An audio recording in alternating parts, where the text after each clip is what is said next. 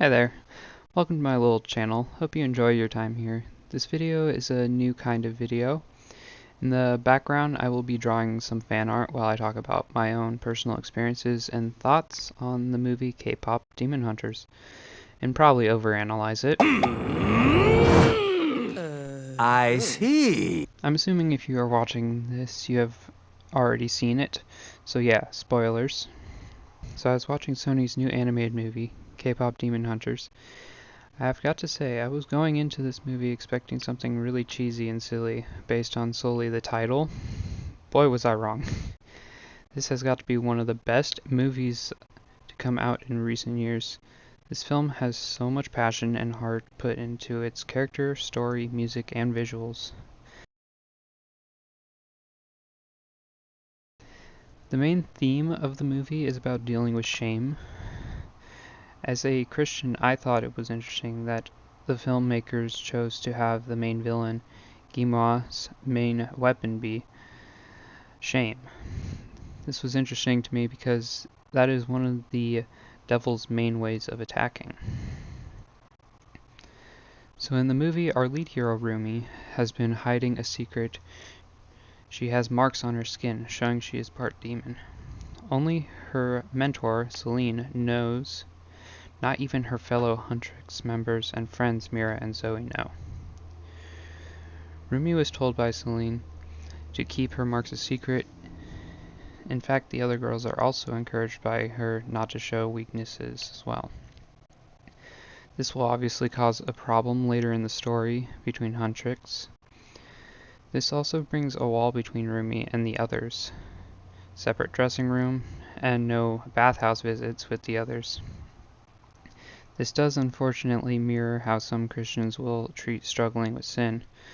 We will pretend to be perfect and without fault, but that is far from the case. In fact, one of the key elements of Christianity is about acknowledging our faults to one another. We aren't perfect, that's why we need Jesus. In Galatians 6, it says for us to bear one another's burdens. The only way we can be free from shame is by being honest with others. Shame will make us feel alone, just like how Rumi felt keeping her secret from her friends.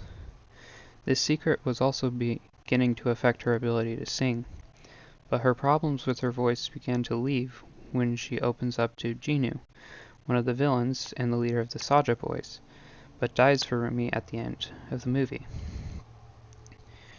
Jinu is also another character like Rumi who is hiding his shame. He grew up poor and homeless with his family, but all that changed when he made a deal with Guimau.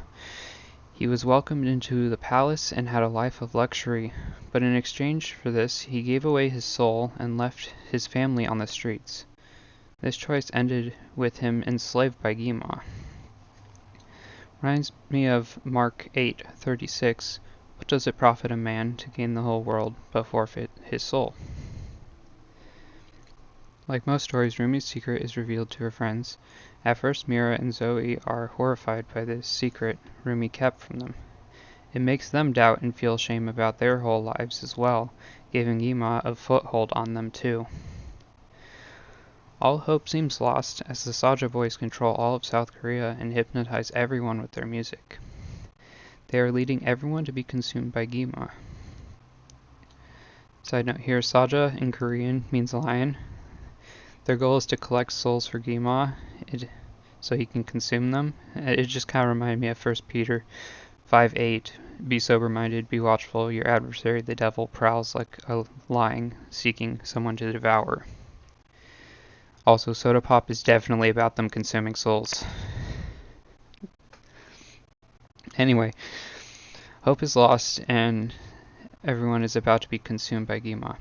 Rumi arrives at the battle, exposed, flaws and all. Guimau tries to shame her for her brokenness, but this time it doesn't work on her. She begins to sing. Her voice breaks Mira and Zoe from Guimau's control. The girls all join together in song, admitting to their insecurities. The three of them meet up in the middle and embrace each other in love. The girls become more powerful, embracing each other fully, flaws and all. They defeat Guimau and rebuild the Hun Moon, saving the day. Moral of the story is to be open about your flaws and to not build walls to keep others out.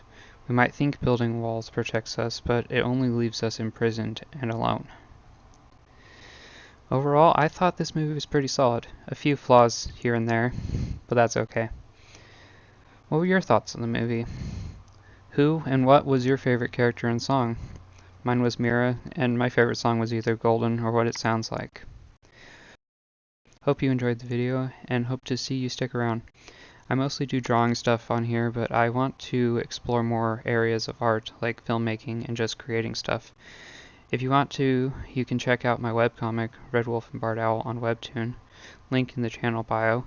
Thanks for watching, God bless, and keep creating.